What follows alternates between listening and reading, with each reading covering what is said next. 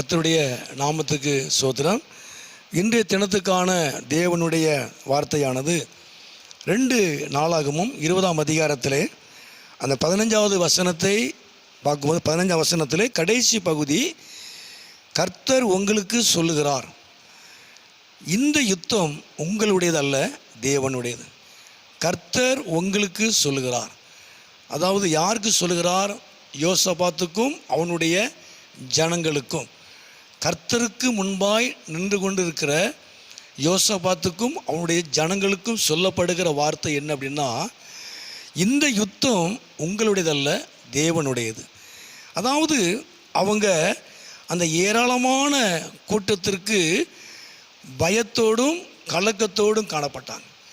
அந்த 3 விதமான கூட்டங்களை பார்த்து பயந்து கலக்கத்தோடு கர்த்தருக்கு முன்பாக நின்றாங்க. ஆண்டவரே, நாங்கள் என்ன செய்யணுங்கிறது எங்களுக்கு தெரியலை, ஆனால் எங்கள் கண்கள் உண்மையே நோக்கி இருக்கிறதுன்னு சொல்லி கர்த்தருக்கு முன்பாக யோசபாத்தும் அவருடைய ஜனங்களும் குடும்பமாக நின்றாங்க.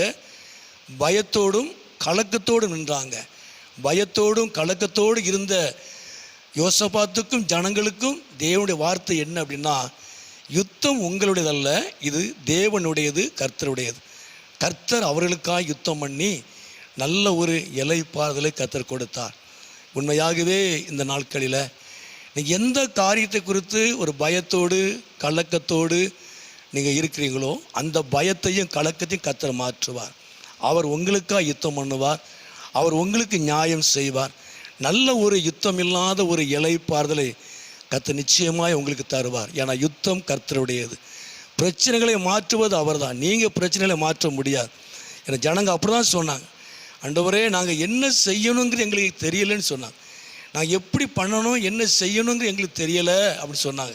உண்மையாகவே உங்களுக்கு தெரியாது, உங்களால் முடியாது, ஆனால் கர்த்தரால் முடியும்.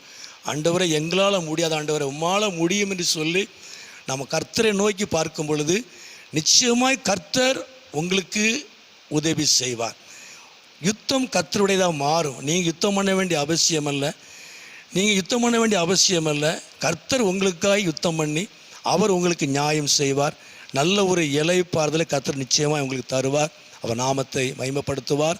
இந்த நாட்களில் உங்கள் பயத்தையும் உங்கள் கலக்கத்தையும் கர்த்தர் மாற்றுவார். கர்த்தர் ஆசீர்வதிப்பார். ஜெபம். எங்களை அதிகமாக நேசிக்க நல்ல பிதாவே, அருமையான ஆண்டவரே, நல்ல இந்த நேரத்துக்காக நன்றி செலுத்துகிறோம். ஆண்டவரே, இந்த சத்தத்தை கேட்டு அருமையான இந்த பிள்ளைகளை குடும்பங்களை கர்த்தர் ஆசீர்வதியும். எல்லா பயத்தையும் கலக்கத்தையும் கர்த்தர் மாற்றும். நீர் உம்முடைய ஜனத்துக்காக ஆண்டவரை யுத்தம் பண்ணி நியாயம் செய்கிறவர், உதவி செய்கிறவர், நல்ல ஒரு இளைப்பாறுதலை, சந்தோஷத்தை, சமாதானத்தை கொடுக்கிற தேவன். நீர் ஆசீர்வதியும் வழி நடத்தும். இயேசுவின் நாமத்தில் ஜெபிக்கிற நல்ல பிதாவே. ஆமேன், ஆமேன்.